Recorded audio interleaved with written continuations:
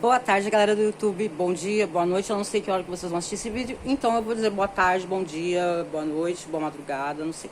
Enfim, gente, tudo bem? Comigo tá tudo ótimo. Hoje a gente vai fazer o segundo vídeo falando sobre o cangaço. Fala aí, Gojoba.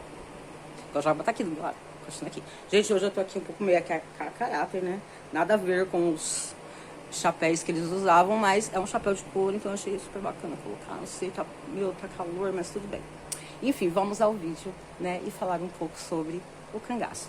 Gente, antes de iniciar o vídeo, eu quero ressaltar uma coisa, para não ficar uma coisa assim, meia que maquiada, tá? Eu não sou especialista em cangaço, eu sou professora de História Geral, tá? Então, assim, o que eu tô passando para vocês não é um TCC, não é um estudo aprofundado, são conhecimentos sobre o cangaço, que podem ajudar pessoas que estão fazendo estudos sobre isso, que tem curiosidade, para quem está fazendo, como eu disse ontem, concursos para vestibular, para essas coisas, tudo bem? Então, assim, eu não sou especialista em cangaço, eu conheço a história do cangaço, mas não sou uma especialista, tá? Porque existe uma grande diferença entre especialista, né, e o professor que conhece a história, tá tudo bem? Então, gente, antes de mais nada, eu quero indicar pra vocês um cara, se vocês se interessarem, obviamente, né? Um cara que ele é fera no cangaço. Esse cara estudou a vida inteira dele, o cangaço. Ele tem um canal no YouTube, obviamente. O cara é muito bom. Robério Santos. Esse cara, gente, ele é fera em cangaço. Ele vai nos lugares, ele visita os lugares por onde passou, os cangaceiros. Ele fala desde o primeiro cangaceiro até o último, tá? O cara é fera. Então eu super aconselho vocês a dar um pulo lá no canal dele, tá? E assistir os vídeos dele, tudo bem? Ele tem livros escritos, o cara é fantástico, tá bom? Ah, mas você tá falando de cangaço e manda a gente ver outra pessoa. Não é isso. Foi como eu disse pra vocês. Se vocês querem se aprofundar mais ainda no cangaço, com detalhes, né? Conhecer lugares, ver imagens, né? Dos cangaceiros, dos lugares por onde eles passaram, das trajetórias, esse é o cara ideal. Ele passa por todos os lugares aonde os cangaceiros foram. Tudo bem, galera? Então é isso. Fica aí o nome. Robério Santos. Não se esqueçam, tudo bem, gente? Esse cara é fantástico. Bom, vamos continuar. Eu disse ontem no vídeo que eu falaria hoje sobre como se iniciou o cangaço, né? Por que se iniciou o cangaço? Gente, o cangaço começou porque existia muito abuso das pessoas que tinham um padrão de vida elevado no Nordeste, tá? Eles colocavam soldados, polícia, todas as pessoas para oprimirem mais ainda as pessoas que eram pessoas pequenas, que tinham terras pequenas, que não tinham muito dinheiro, que trabalhavam apenas para sobreviver, tá? E esses soldados, tinham uns que eram puxados, tá? Hoje eu vou evitar falar determinados termos, porque hoje eu peguei pesado e eu posso ser até tirado do YouTube por isso. Então eu vou tentar evitar falar certas palavras.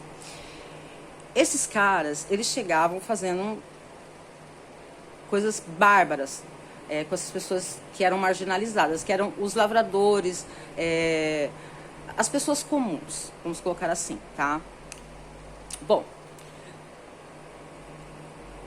aconteceu que um grupo de amigos, não satisfeitos com toda essa situação, esses abusos, né, essas barbaridades, o que eles fizeram? Eles se juntaram e começaram a fazer justiça com as próprias mãos.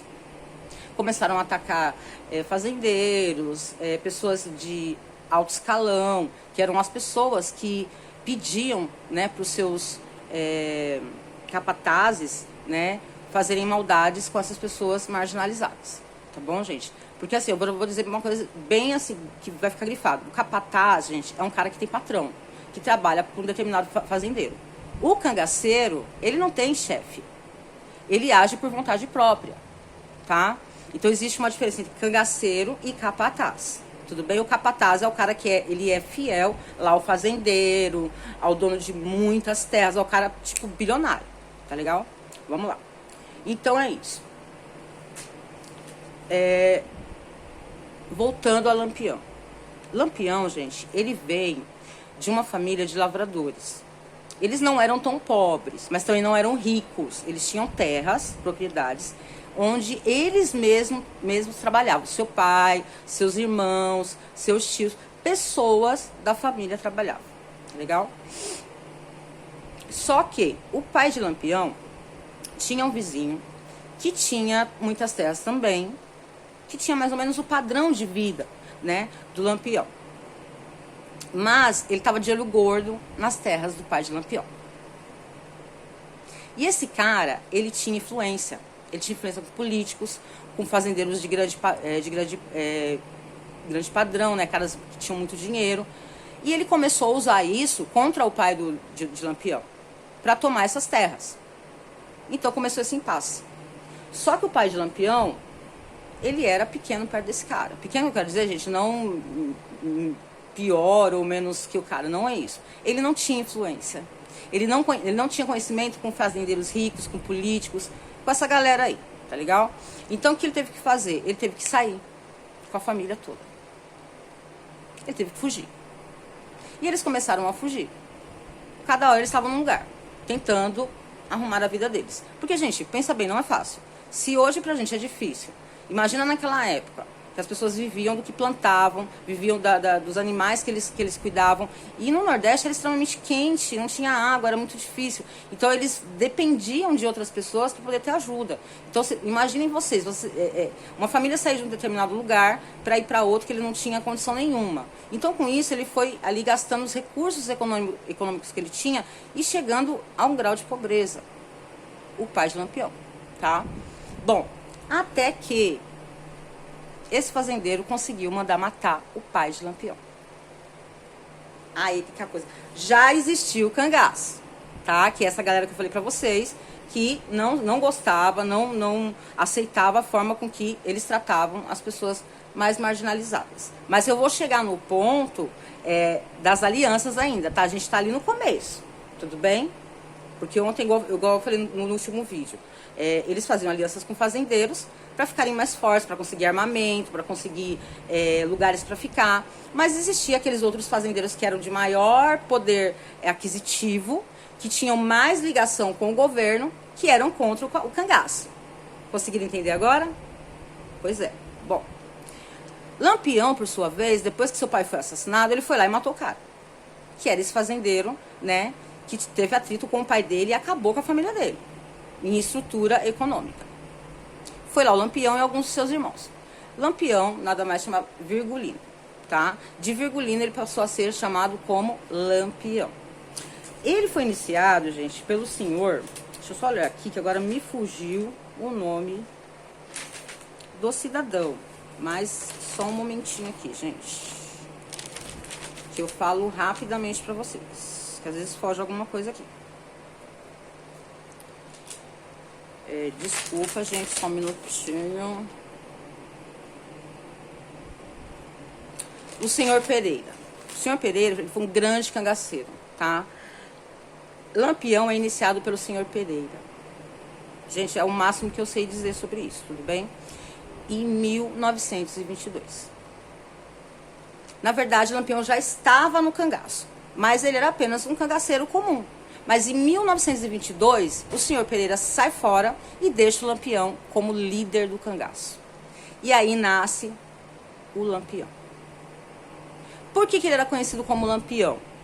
Ele era conhecido como Lampião, gente, porque o cara atirava feito um louco à noite. Ele tinha uma visão, e olha que ele era cego de um olho, tá? Tem esse detalhe também. O cara atirava feito um louco, ele enxergava coisa que ninguém enxergava. E ele atirava numa velocidade que parecia que tinham luzes brilhando. Então, assim, as pessoas sabiam que era Lampião por conta da quantidade de tiro. E o cara tinha dedo mole mesmo, ele atirava feito um louco. Então, por isso ele ficou conhecido como Lampião. Porque aonde ele estava, e quando tinha esses ataques, era como se iluminasse com os lampiões, né? Que o pessoal usava muito lampião nessa época, porque não tinha, né, energia elétrica e tal. Então, ele ficou conhecido como Lampião por esse motivo. Então, nasce um novo líder do cangaço. De 22 até 1938, que foi a data da sua morte. Tudo bem? Bom, voltando. No último vídeo, eu disse sobre as coisas que as gangues dos cangaceiros faziam, né? quero invadir, saquear, fazer coisas lá que agora eu vou preferir não repetir. Mas aí entra a Maria Bonita. E como eu disse para vocês que foi uma grande revolução, e realmente foi, gente. Por que foi uma grande revolução? Maria Bonita começou a colocar regras. Regras essas que impediam que eles fizessem determinadas coisas que eram muito, muito bárbaras. Como agressões muito, muito, muito fortes, tá? Só que Maria Bonita não era santa não, tá? Maria Bonita também tinha um dedinho mole e a bichinha era brava que só. Pra vocês terem uma ideia, ela tem um episódio dela, não sei se é mito, se é real, eu acredito que seja verdade. Ela arrancou a orelha de uma mulher, gente. Porque a mulher, na cabeça dela, a mulher estava se engraçando com o Lampião. Ela foi lá e arrancou a orelha da mulher. Então, assim, qualquer mulher que se engraçasse com o Lampião, ela ia lá e fazia uma maldade grotesca. Ela também não era santa, não. Mas ela também impedia com que eles fizessem coisas que eram desnecessárias, tá? Bom, voltando. Com a entrada de Maria Bonita, os outros cangaceiros começaram a arrumar mulheres também. Só que isso começou a atravancar as viagens desses cangaceiros. Por quê? A mulher, ela engravidava, a mulher dava à luz, e isso fazia com que eles ficassem um tempo maior parado em um local. Tá? A Gojoba já fala. Gojoba quer que eu fale sobre a filha de Lampião. Maria Bonita e Lampião tiveram uma filha que se chama Expedita, tá? Pois é. E, salvo engano, gente, eu não quero, assim, isso é algo que eu não quero colocar como uma coisa certa, mas se vocês pesquisarem, vocês vão achar. Ela ainda é viva, a Expedita, salvo engano, não tenho certeza. Até pouco tempo atrás, eu sei que ela era viva. E ela teve filhos, né, teve netas. E uma dessas pessoas, dessas mulheres da família dela, virou uma grande historiadora. Uma grande historiadora. Ela escreveu vários livros sobre Lampião, sobre Maria Bonita, né? Contou muito sobre a história, né, do cangaço. Ela conseguiu fazer com que retirassem as cabeças que estavam expostas de Lampião, Maria Bonita e alguns membros da gangue de um museu que ficou exposta por anos, uma baita falta de respeito isso. Tudo bem que os caras fizeram maldade. Aí você fala, professora, ontem a senhora estava metendo um pau no cangaço, hoje a senhora já está falando umas coisas... Não, gente, eu não tô falando que eles eram bonzinhos e que eles eram caras que... Vem cá, filha, aparece. Ah, minha filha não quer aparecer, gente. Ela veio trazer um pedaço de chocolate pra mim. Olha que fofa, gente. Esse chocolate. Minha filha é uma fofa. Bom, enfim, voltando. Essa moça, ela conseguiu fazer com que retirassem as cabeças deles desse museu e fossem enterradas com dignidade.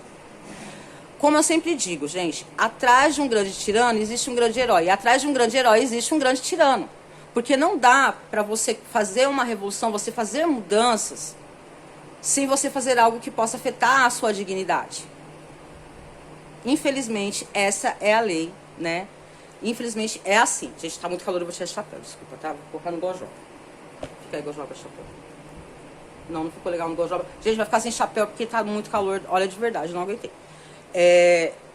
Mas, professora, que conversa é essa de ser tirano, ser assassino? Não, gente, não tô falando pra você ser assassino, você matando as pessoas pra poder ser alguém na vida. Não é isso que eu quero dizer. Infelizmente, todos os heróis que nós conhecemos, eles têm uma trajetória.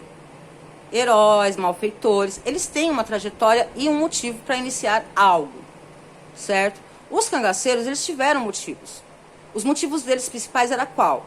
Acabar com a opressão sobre as pessoas menos favorecidas do Nordeste. Era essa a raiva deles. Eles lutavam contra os soldados, contra o governo, só que aí a coisa se expandiu demais.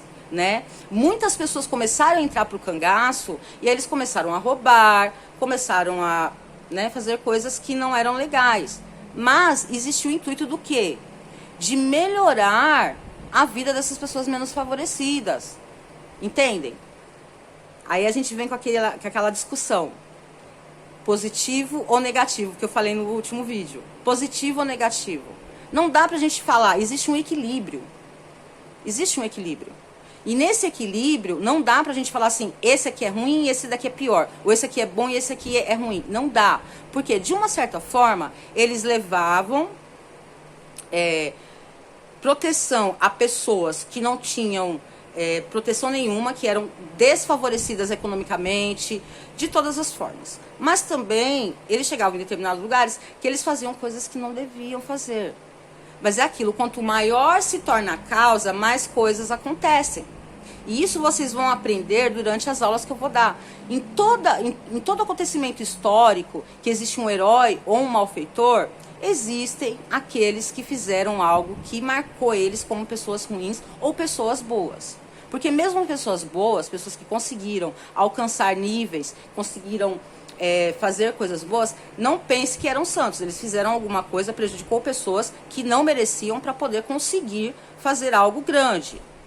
Porque sempre existe o sacrificado e o sacrifício, infelizmente, tá? Essa é a lei da selva, tudo bem? Então, assim, não tô falando que os cangaceiros eram santos, não. Eu tô dizendo que eles tinham uma causa, e era uma causa forte.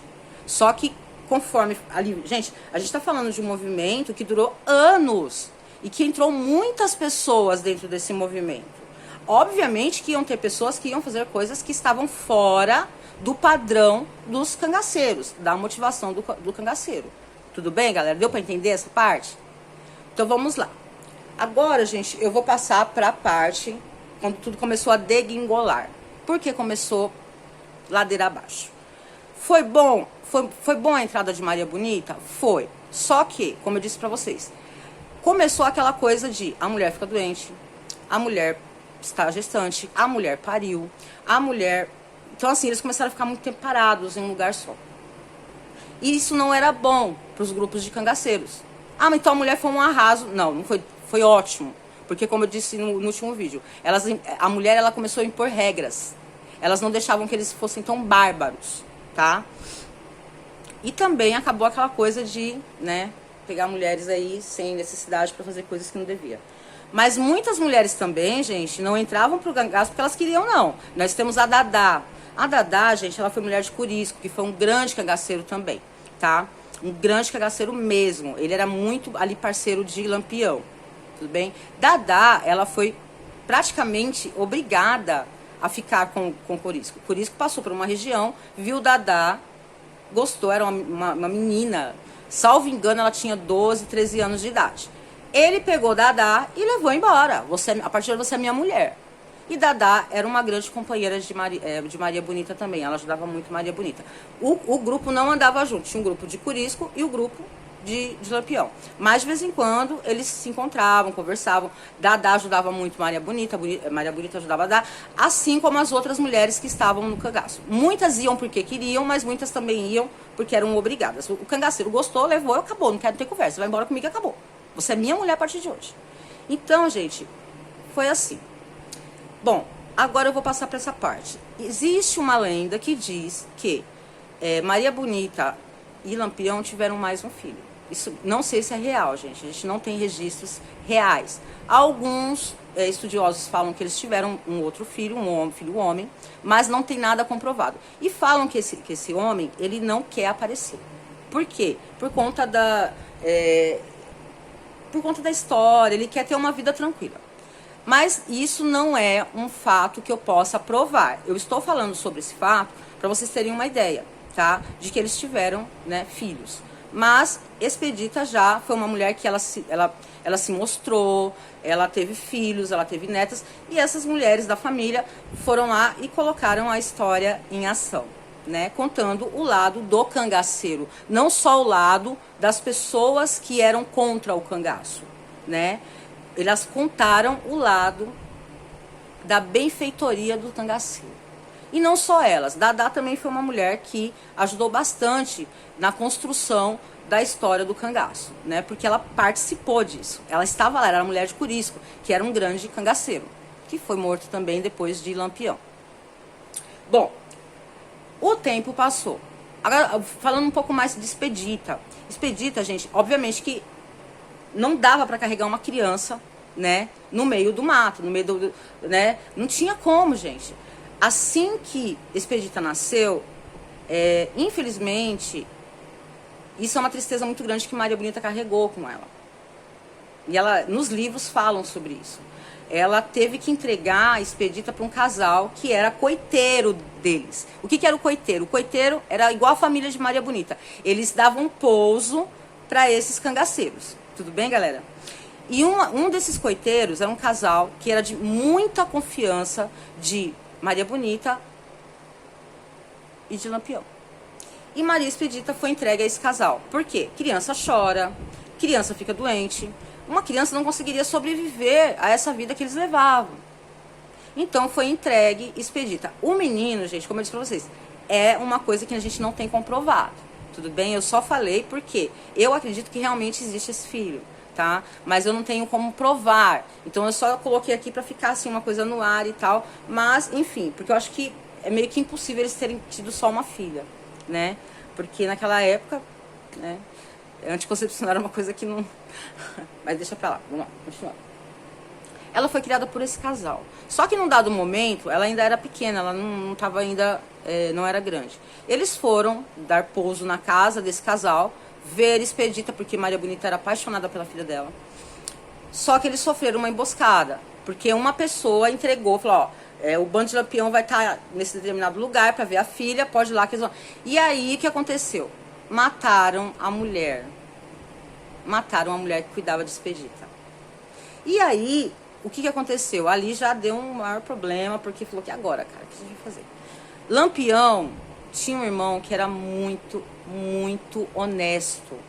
Ele cuidava de burros, né? Jegues, né? Vamos lá, jegue, né? Falar burro é uma expressão esquisita. Jegue, de cabras. Ele era praticamente criador de cabras, né? E Lampião entregou sua filha para esse irmão. Porque ele sabia que o irmão era decente, que o irmão não tinha nada a ver com coisa de cangaço nem nada. Ele falou, ó, some com a minha filha. Não deixe que ninguém saiba que ela é minha filha. Porque a coisa está começando a ficar estranha. E realmente estava. O cerco estava começando a se fechar. Bom, seguiram viagem.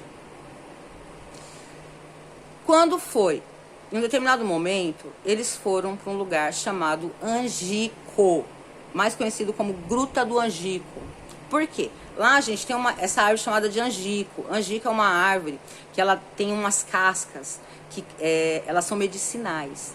E ela é lotada, essa gruta ela é lotada dessas árvores. Então, por isso ficou chamada como Gruta do Angico, tá? Só que essa gruta, ao mesmo tempo que ela era um lugar bom para se esconder, era um lugar que poderia trazer muito risco, porque não tinha para onde correr. Era uma gruta. Em volta, né, tinha ali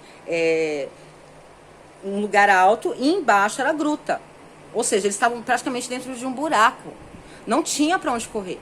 E Maria Bonita ainda disse, eu não sei se... Gente, eu tô falando mais ou menos baseado em coisas que eu li, filmes que eu assisti, coisas que eu aprendi.